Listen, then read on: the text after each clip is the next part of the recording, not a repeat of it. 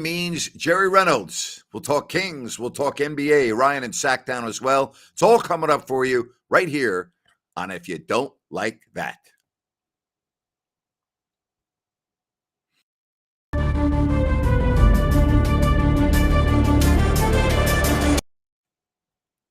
Trust me, it's coming on.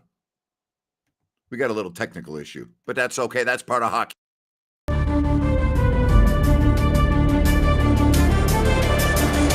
Audio Jungle.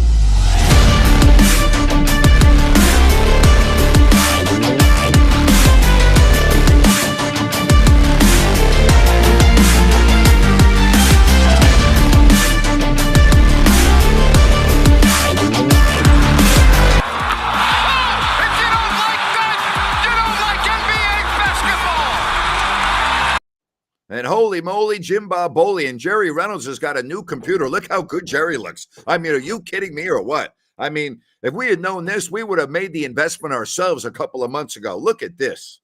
How are you, Jerry? Well, I'm good, and I really appreciate you telling me. And the new computer makes me look 78 instead of 79. I can't tell you how warm that makes me feel.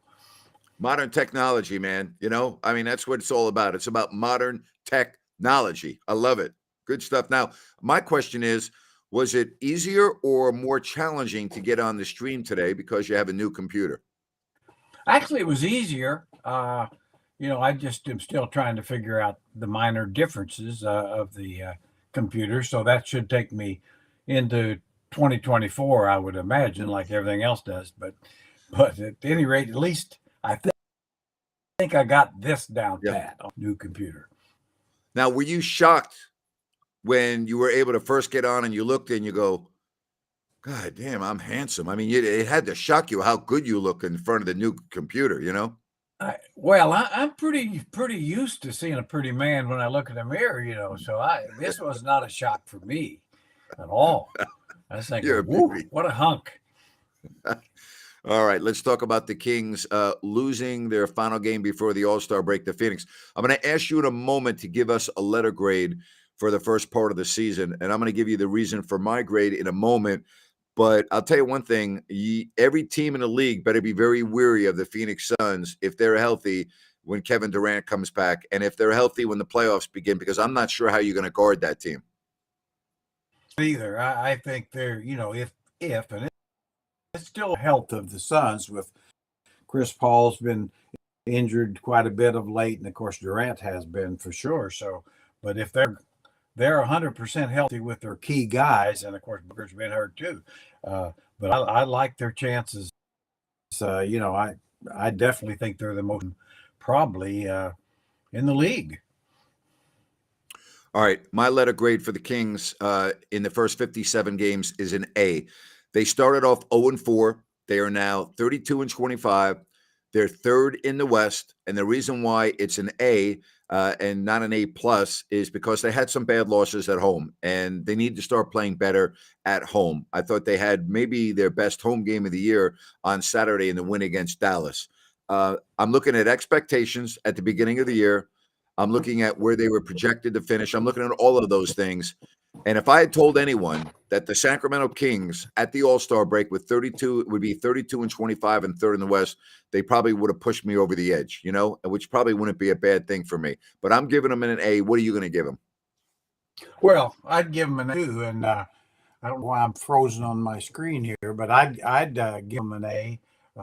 Definitely, no one could have expected them to be third in the West, and they certainly have deserved that spot. Agree with about everything you said. I mean, I think they've lost some home games. Just is very disappointing for a team with the record that they've got, and so it's just been a real bonus in every way. I mean, as a King supporter, a team in third, 2 All-Stars, and as you pointed out, I thought this game a few days ago was maybe.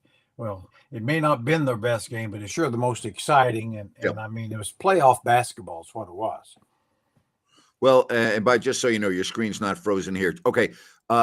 57 games in the books, so 25 games left. These games now are, for all intents and purposes, playoff type games when you look at the standings in the West. With that being said, and now we're on the stretch drive home, do you think Mike Brown needs to adjust things a little bit with the lineup?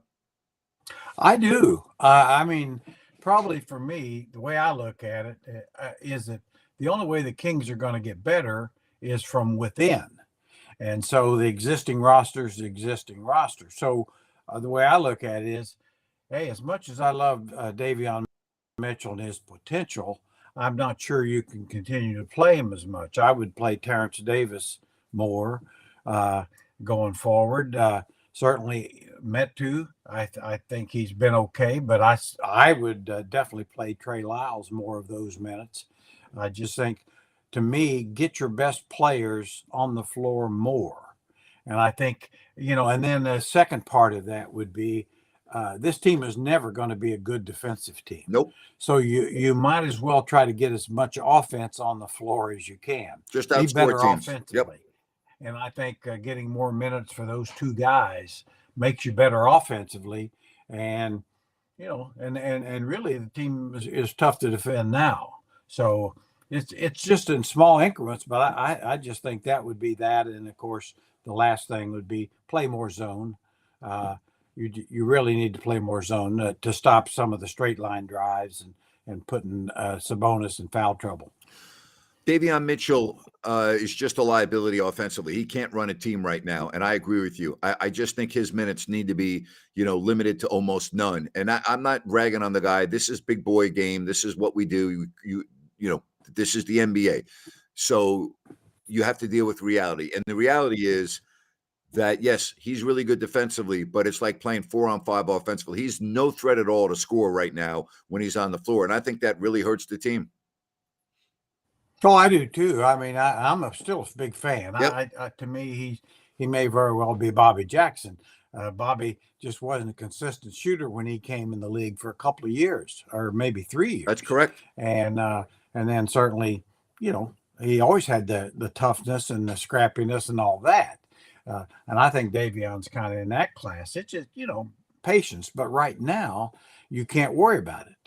In other words, you want to develop him, but right now you need to get your best players on as much as you can, and it could be that Terrence Davis and Malik Monk present more good things than he does.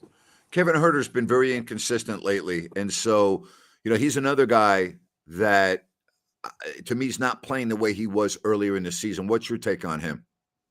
Well, yeah, he's not quite as effective. I think a lot of Kevin is due to scouting by the opposition. I mean, they're really getting up and challenging his 3-point shot a little more. And that's why you notice him getting to the basket a little more. But he'd get 2 or 3 baskets a game just on little drop offs from Sabonis coming off that screen, and those are tougher to get now. Teams are taking those away. So I think it's as much that as anything. He'll make some adjustments, and I thought the last game last couple games we started to see it a little bit. Him getting into the paint and making some plays himself. All right, so I give him an A. Jerry gives him an A, and I want to know what you give them. What is your grade for the Kings through 57 games? Now, I talked about this last night on the post-game show.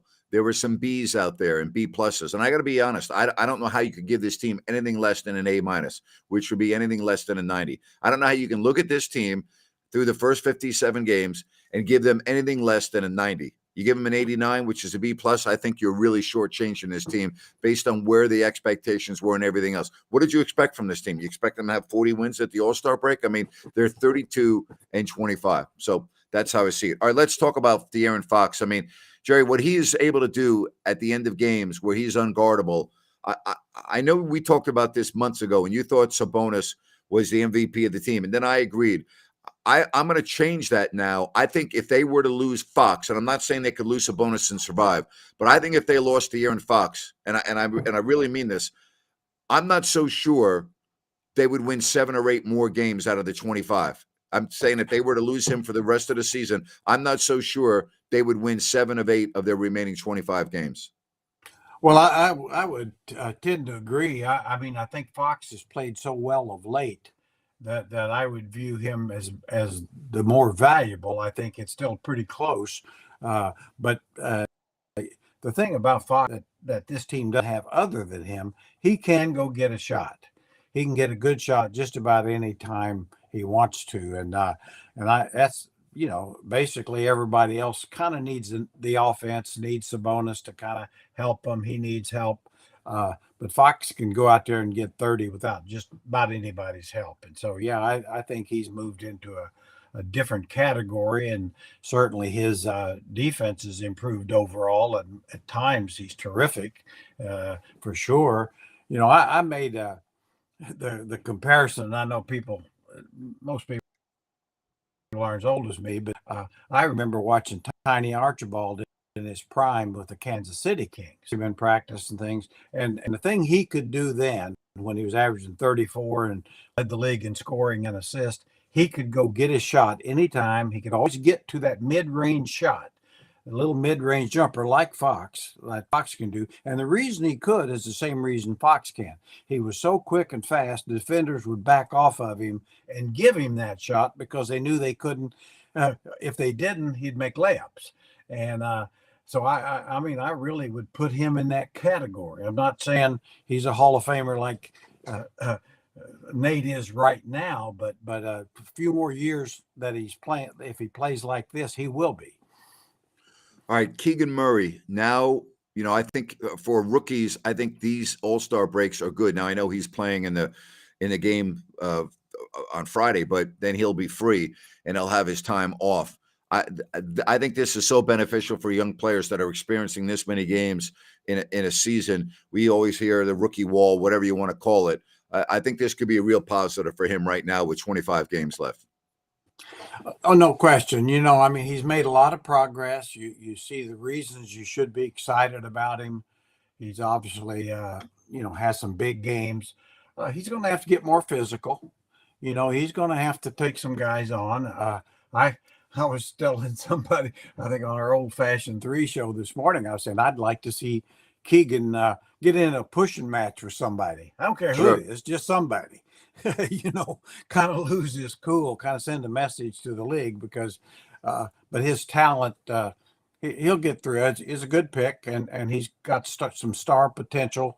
Probably physicality is an area he's got to address more.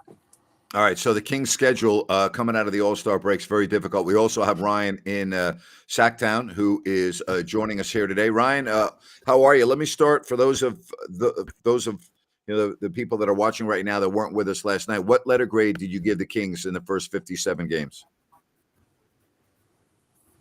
Definitely give the Kings an A. There's no doubt in my mind between the expectations, like you guys said, and the execution, the fact that they're third in the West, and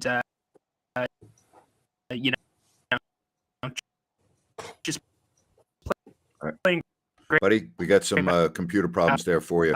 So we got his so letter far grade. this season. All right, Jerry, Definitely. this schedule that's coming up, and I hate to do this because the Kings have lost to Charlotte and Atlanta and, some other bad teams, particularly at home. So I hate to say, well, that should be a win. That should be a win.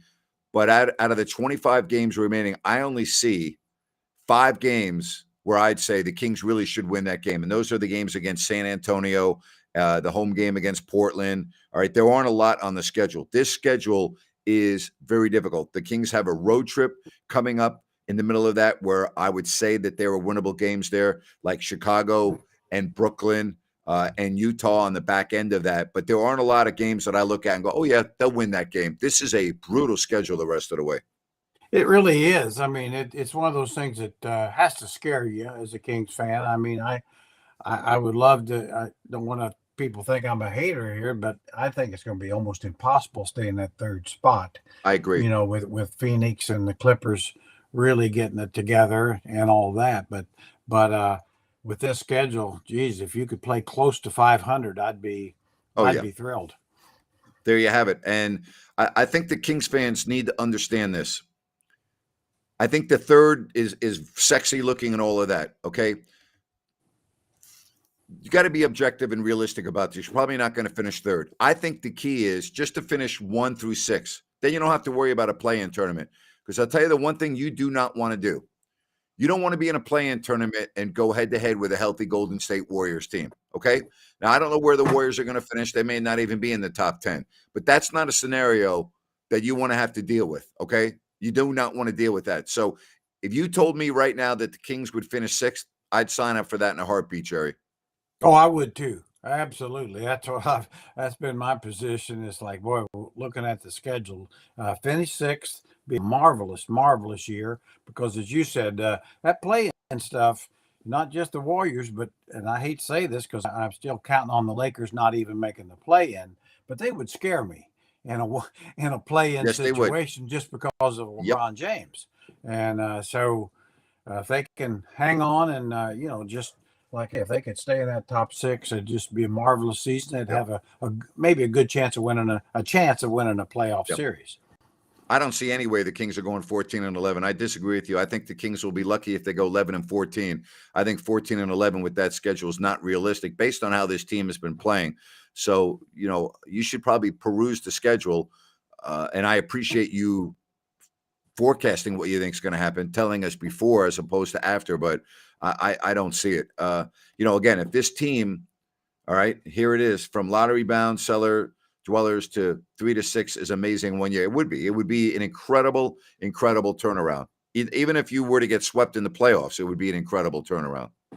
Yeah, the thing too is like obviously the development of Fox to a major star level. I mean, Coach Brown, Monty McNair, everything's went in such a direction that you're talking about guys, not just a couple of players being all stars, but both those guys, Brown and McNair, could be one executive of the year and coach of the year. They're Yep. going to be in those conversations, and if going and ending up 6th wouldn't change that one bit. Should not. All right, let's see if we got Ryan back. Ryan, let's see if we have a better connection with you, buddy. There you are. All right, so finish your thoughts on your letter grade. Yeah, I give him an A, Grant. Sorry about that. Jerry sent his old computer over here. Yeah. No, I give them an A. They've exceeded expectations. They haven't made any moves at the deadline, and they've gelled really well together as a team. They played well on the road, so A across the board.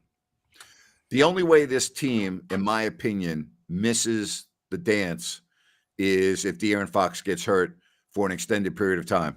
If that happens, this team is going to slide. And somebody says they only need to go 9-16 to end the season at 500. I would agree with you. They can go 9-16. All right, but if they don't have Fox, they would not go 9-16. But yes, they should at least be 500. I would agree with you. So how many games would it take to be the 6th seed? That's a great question. Do I think 45 wins would get you the 6th seed? Probably this year. Probably it would. Because you got to remember, all these teams that we're talking about, they're going against one another as well. Like, for instance, tonight or tomorrow night, I think, the Clippers are playing the Suns. Well, that's going to help out the Kings, whoever loses. So, there are a lot of important games, but you can't control what you can't control. Just go out and play well. Go out and win your games. If you go out and take care of your business and win the games that you should, you're going to be fine. Yeah. I think 45 is in range. I think that gets you 6th. But like you say, there'll be a shaking out of some other teams too, and some of them that expect to run, they may not, and then they may kind of blow it up and head a different direction. Yeah. By the way, the reason why that says that on Ryan's screen is it's our monthly test to see if you all are paying attention. Okay, so that's what that is.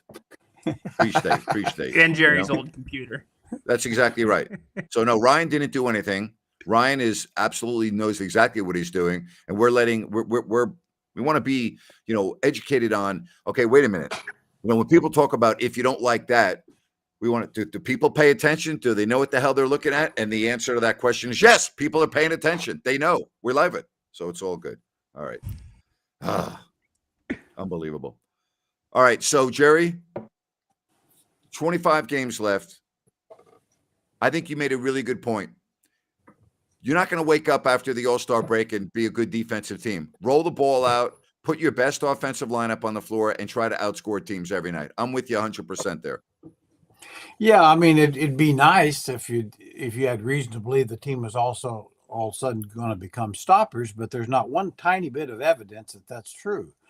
It's also true that they're a very good offensive team. We see that pretty much on a regular basis. So, as I said, then, okay, if you can figure out a way to get a little bit better offensively, that gives you the edge forward because, you didn't make any adjustments at the trade deadline, and I understand that. So go with what you got.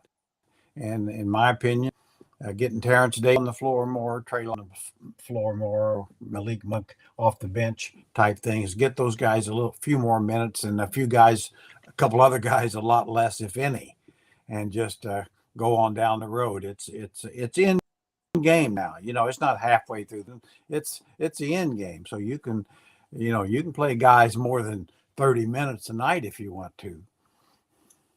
Are you guys surprised that Rashawn Holmes only plays when guys in front of him are either hurt or fouled out, etc.? Well, I am. Ryan, what do you think? I really am. I mean, the guy, the one game he played a lot against the Lakers, he was very effective. And so, I don't know all the ins and outs of what the coaches are thinking, but to me, and he's a different player than Domas, but, I've seen him be effective offensively, run high-low, high-post stuff. And the one thing he does have more so than Lyles or Metu, he's a lot more physical on a team that isn't very physical. So, I don't totally understand that. Yeah, I agree with Jerry 100%. It's weird because this could be the one thing about the Kings, and I know Jerry talked about mixing up lineups. They're pretty set in their lineups, right? And who comes off the bench. And there's not as much change in the lineup versus who they're playing with matchups. And I'd like to see that because I think Rashawn Holmes could match up very well against some of the bigs in the West. All right. Well, do you think the bench that Jerry in a nutshell the rotation gets a little tighter, huh? You really believe you expect to see that in these 25 games? I think, I don't know if I expect to. I think it needs to. Okay. Generally speaking, it kind of does as you get down into the playoff crunch time, and which is really after the All-Star break this year. It is playoff crunch time. It's kind of ridiculous in my opinion. They have an All-Star game with 25 games to go. Why not just have it before the playoffs start? But that's an old man in me, and you're old enough to remember when they did play the All-Star game about halfway through the season. Yes. So when they come out of the All-Star break, it's the finish line basically in front of them. So in my mind, if you need to play Domas 40 minutes a night, playing 40 minutes a night, it's the old thing I always say about you can train a guy to be a miler or a half miler, and the main thing is well, if you want him to run a mile, he needs to run a mile. Yeah. If you go. Yeah. As far as the All-Star weekend, as far as Herter heating up, every guy that's in the competition can win. It doesn't matter whether you're heating up or not. I mean, you're not being guarded. It's not like playing a real game of basketball. So I don't think that has anything to do with it. I don't. Anyone that's in that contest can win, and anyone that did win, you wouldn't be surprised. That's how I see it, Jerry. Oh yeah, I mean they're all really good shooters that wouldn't Right. be in there. I hope I'm wrong, but I think it's going to be tougher for Kevin than some of them because he's a little more of a jump shooter. And generally speaking, set shooters get the top guys over the years, taking the balls off a rack. If you're used to kind of having a little bit of lift on your shot, it takes longer and it's probably a little harder. So I guess that's my thought there. Where a Buddy Hield or of course Lillard. I mean, they've got the made a career out of spot shots. Yeah. From wherever, and of course, not that they can't. So we'll see. But they're in there, and that's the one skill I love to watch because that's a basketball skill. Larry Bird was pretty good in that competition, Jer. He was about as good as you needed to be. Right. Like I say, I think he was in it twice and won twice, and just asked guys who they thought would be second. So That's right. Yeah. So, and there again, he was a spot shooter. That's right. He never left his feet on those shots. when he left his feet, it'd be off the dribble and then leave his feet. It's like Brent Berry. Remember how Brent Berry used to Oh, shoot? I mean, it was no. yeah, exactly Yep, same. Exactly. right. Great spot Yep. shooters. And, Yep. I think that's kind of what we're talking about. A Kyle Korver, one of the elite shooters, same thing. The one aspect of the All-Star game that I think has just gotten way out of whack is the slam dunk contest. I don't even care about it anymore. I think it's absurd that they have a player from the G League in the competition as well, but it is what it is. But the dunk contest has really lost its novelty, in my opinion. Oh, me too. I don't really watch it much. I mean, it's got. I mean, to me, if they've got some rules, I would, if they'd ask Commissioner Silver to ask me, which of course he won't, I'd say, look, each guy gets 10 seconds on each dunk, and that's it. And no Yep. cars, no help, nothing. You just go Right. dunk it, and you can't travel. So if you want to make it an actual basketball related play, you shouldn't be able to run 40 steps because that never happens. So anyway, that's kind of what I would do. I mean, it's like, okay, if you want to have it, then have some reality to it, not have guys spending 3 minutes primping, putting on new shoes and looking around and missing 5 dunks. It really, it's just lost it. So I don't know if that'd get it back, but at least it'd be over quicker. Well, I'm with you on that. It's the 3-point contest. You really can't do anything to mess that up. So I think that's still authentic. I actually enjoy that more than anything. I enjoy that more than the game, more than the skills challenge. That's my favorite competition, is the 3-point contest, because you can't really mess that up. It is what it is. Yeah, that's what it is. I really like that too. And I've always said I wish they'd get rid of the money ball, to be honest with you. Just count Yeah. every ball that goes in, and Yep. quit with a 4-point ball and all that stuff. Hey, it's a skill, and these guys are trying to make every one of them. The money balls. They're not trying any harder on regular balls as a money ball. So just count them all one. You'll Yep. get your winner, and you'll get your best shooter. Yep. We're getting a couple of questions, and I've always wondered this about how coaches coach the All-Star game. And I know they're all different, who's on the floor at the end of the game, who's not. I always thought that the starters play the most minutes, right? That's how they normally do it. And they're the ones that are normally on the floor at the end of the game, correct? Correct. Yeah. That's Okay. usually way, unless there's something happens unusual during the game, fouls, injuries, etc. All right. So, Fox, and first of all, how awesome is it that the Kings are so well represented in the All-Star game? Normally, you're lucky if you have one player in a competition. Here you are with 2 guys on the team, one in the rookie game and the other in the 3-point shooting contest. This is a really a true indictment of how well the Kings have played this year to be so well represented in the game. This is great for the community. Well, something I think we talked about earlier at the start was, talking about changing the culture. Well, you change the culture by winning. And they're Yes. winning, and the culture's changed. And when the culture's changed and you're winning, your players reap the rewards of it. It's like the Kings have had on a lot of losing teams. They've had 18, 20-point scores, 24-point scores, but it wasn't recognized or basically just get somebody into all of the different things they do there. But you're right. I mean, this team, yeah, they're being recognized for their outstanding play, and the players are, as they should, and they should be represented, and they are. Jerry, as we now get into the All-Star break, there are still games tonight and tomorrow. We kind of touched on this. And I still love Memphis when they get everybody back, if they're grown up enough. There's some stuff going on there that would make me a little nervous. But when they get Steven Adams and they're ready to roll again, they were right there as well. Do you right now today think Phoenix is the team to beat in the West?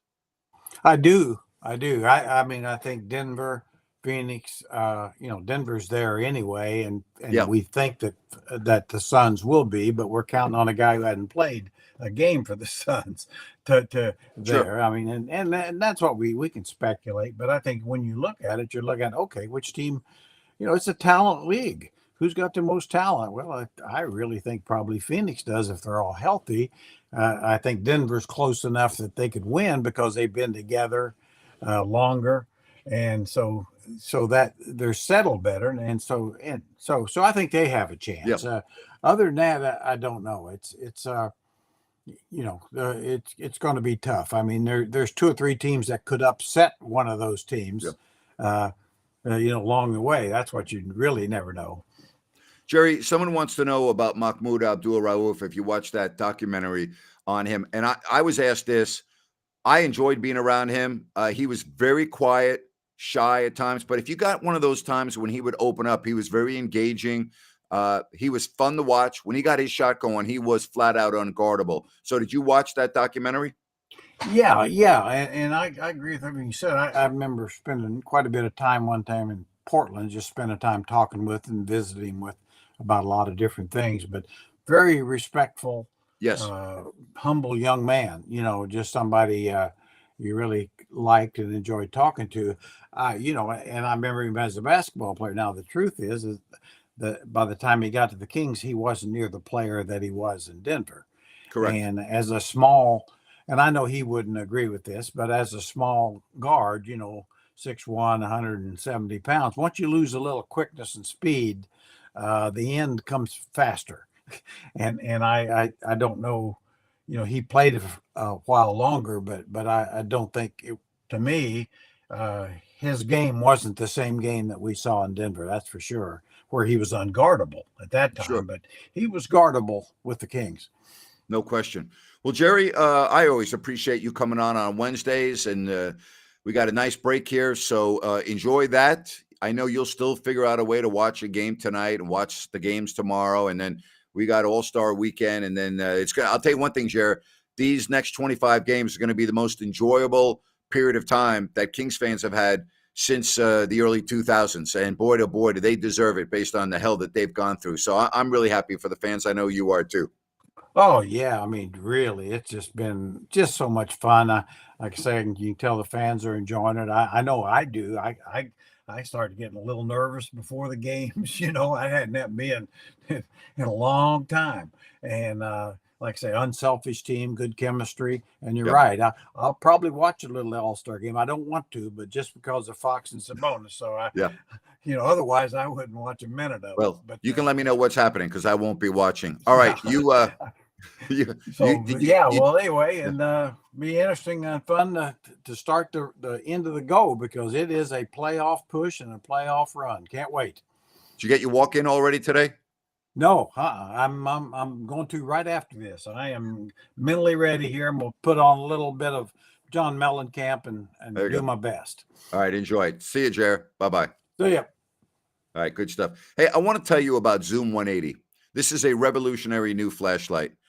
And I've had a couple of people go to the website and go, Napes, that's $150. I'm like, yeah. I said, but let me tell you, this is unlike any flashlight you'll ever have. And if you get it and you don't like it, Roy McGovern, who invented the flashlight, he's going to give you your money back. So if you order the flashlight and you go, Napes, no, send it back and you'll get a full refund. Go to zoom180.com. 5 LEDs on this flashlight. It's incredible. Has a utility patent. I've already had a couple of friends receive them, and they're like, Napes, this is freaking unbelievable. There's nothing like it in the market. It's not like walking into your grocery store and buying the flashlight that's there, or, your corner store or whatever. Zoom180.com.